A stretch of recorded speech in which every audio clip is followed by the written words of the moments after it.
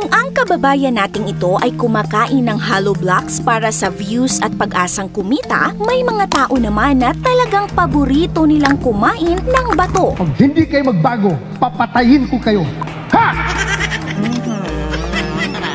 Parte na ito ng kanilang kultura. Sa kanilang palengke ay punong-puno ng mga batong nilalako. Nagki-crave pa nga daw sila nito. Hinahanap-hanap nila ang lasa at pakiramdam ng pagnguya ng bato. Kaya naman ang babaeng ito ay nagmukbang direkta na sa bundok mismo.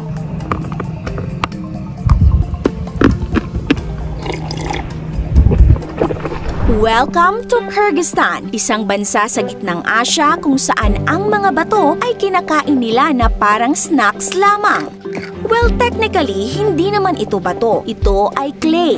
Ngunit may mga tao na tinatawag itong rock at minsan naman ay chalk. Gulputa kung ito'y tawagin ng mga Kyrgyz at para sa kanila, ito ay pagkain. Hindi lang din naman sa Kyrgyzstan, pati na rin sa kapitbahay nitong bansa na Kazakhstan at Uzbekistan ay karaniwan na din ang pagkain ng clay. Ano kaya ang dahilan bakit kumakain sila ng bato?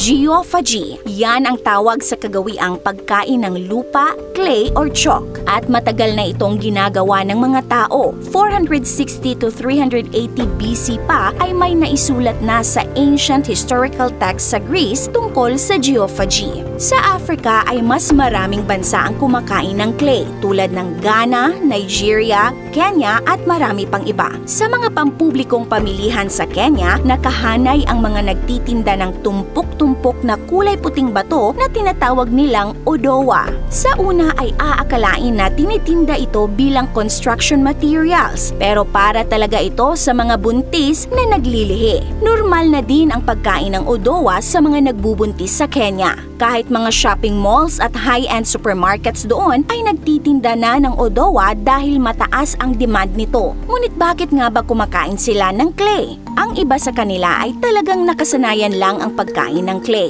Ngunit may iba naman na naniniwala na may health benefits ito at di umano'y nakapagbibigay ng essential minerals na kailangan ng katawan ng tao. Halimbawa na lang nito ay iron na kailangan ng mga may anemia.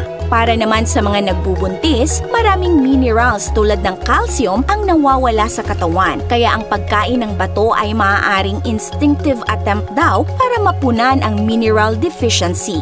Ang iba naman ay may eating disorder, tulad ng babaeng ito sa Amerika na kumakain ng halos 1 kilo ng bato sa isang araw. At ang lalaking ito sa India na umaabot ng 3 kilos ng bricks, graba at lupa ang nakakain niya sa isang araw. Pinagmamalaki din ito na sa mahigit 20 years niya na pagkain nito ay walang naidudulot na masamang side effects ito sa kanyang kalusugan. Ano naman kaya ang epekto nito sa katawan ng tao? Nagbabala ang mga eksperto sa pagkain ng clay. Maaaring mas marami pang mga harmful contaminants at mga toxic elements ang makukuha ng taong kumakain nito kaysa mga minerals na nakakabuti sa kalusugan. Ang long-term na pagkain nito ay maaaring magresulta sa pagkakaroon ng mga gastrointestinal diseases. Para sa mga buntis naman, pwedeng maging sanhi ng infection at iba pang health problems ang pagkain nito. Makakaapekto din ito sa kalusugan ng sanggol at maaaring maging abnormal ito at magkaroon ng learning disabilities sa kanyang paglaki. Sa kabila nito, sa kasalukuyan ay patuloy pa rin ang pagkain ng clay sa Kyrgyzstan, Kenya at iba pang mga bansang ating nabanggit.